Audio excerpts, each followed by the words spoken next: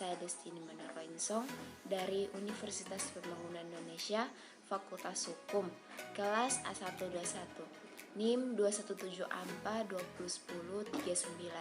Di sini saya akan membawakan materi mengenai tujuan dan fungsi hukum dari mata kuliah Pengantar Ilmu Hukum. Dosen pengajar Nerjoni Rende, SHMH. Tujuan hukum. Ada beberapa tujuan hukum. Yang pertama, melindungi hak asasi setiap manusia, menciptakan kesejahteraan, ketentraman, kenyamanan dalam kehidupan, menciptakan rasa keadilan bagi seluruh masyarakat tanpa mengenai kasta, menjadi petunjuk dalam pergaulan bagi setiap anggota masyarakat, menjaga agar tidak terjadi perbuatan main hakim sendiri dalam pergaulan masyarakat, menyelenggarakan keadilan, ketertiban, kebenaran, ketentraman, serta perdamaian sebagai syarat untuk mendatangkan kemakmuran dan kebahagiaan, dan mewujudkan sila keadilan sosial bagi seluruh rakyat Indonesia.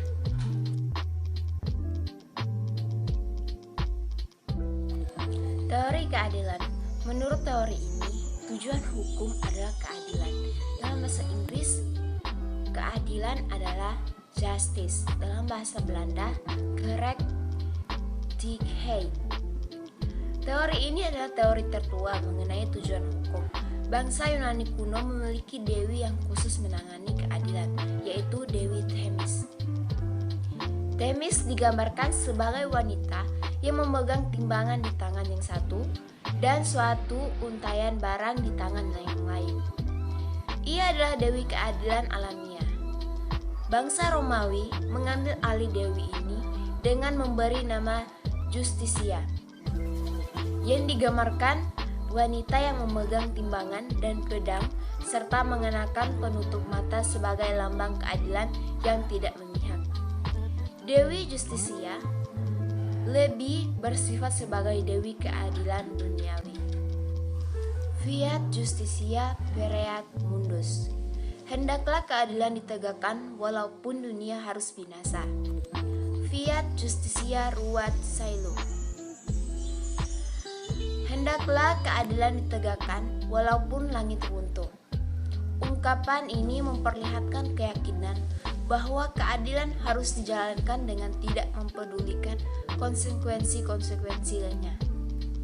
Pada setiap keputusan pengadilan di Indonesia harus berkepala demi keadilan berdasarkan ketuhanan yang Maha Esa. Bahwa setiap keputusan dijatuhkan demi keadilan, bukan demi hukum. Jadi, yang dipandang harus mendapatkan perhatian adalah tujuan dari hukum, yaitu keadilan. Teori utilitas. Pelopornya adalah Jeremy Bentham. Semua tindakan manusia diarahkan pada upaya untuk memaksimalkan kesenangan dan meminimalkan kesusahan. Dia berpandangan bahwa kebahagiaan sebesar-besarnya untuk jumlah manusia sebanyak-banyaknya merupakan dasar dari moral dan peraturan perundang-undangan. Bahwa kebahagiaan sebesar-besarnya dari jumlah manusia sebanyak-banyaknya. Teori gabungan, keadilan dan manfaat.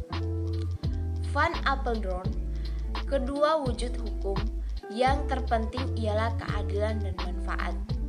Teori ketertiban dan ketentraman masyarakat. Tujuan hukum adalah mengatur pergaulan hidup secara damai. Hukum adalah masyarakat itu juga. Hidup manusia sendiri sebagai pergaulan hidup yang teratur. Itulah teori ketertiban dan ketentraman masyarakat. Adapun fungsi hukum yaitu menjaga hubungan manusia, melindungi kepentingan bersama, mewujudkan keadilan sosial, menciptakan ketertiban dan keteraturan masyarakat, dan menyelesaikan pertikaian. Fungsi hukum memberikan pengesahan legitimasi terhadap apa yang berlaku dalam masyarakat. Von Safik, hukum tidak dibuat tetapi ada dan tumbuh bersama-sama bangsa. Dalam pandangan ini, diadakannya undang-undang yaitu hukum yang ditetapkan pemerintah, terutama untuk memberikan pengesahan, legitimasi terhadap hukum yang berlaku dalam masyarakat. Undang-undang sebagai hukum yang ditetapkan oleh pemerintah akan selalu berada di belakang atau tertinggal dari perkembangan masyarakat.